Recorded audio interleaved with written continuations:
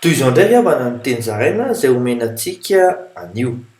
Amafisy ny finoana dia sahia miasa ry olon'ny Kristy. Ahita fiainam-baovao tanteraka ianao izay mifikitra amin'ny finoana ny Kristy.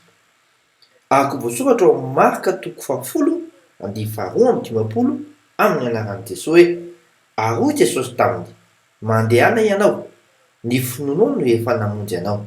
Dia nahiratra niaraka tamin'izay ny masony ka nanaraka an'i Jesosy teny an-dalana izy.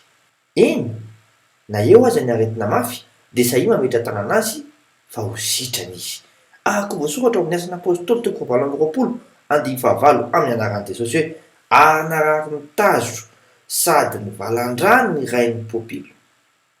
Ary Paoly niditra teo aminy ka nivavaka sady nametra tanana taminy dia nahasitrana azy. Aza misalasala dia ahita ny fiasan'Andriamanitra mivantana ianao. Matokia, mandrapiaona tompoko.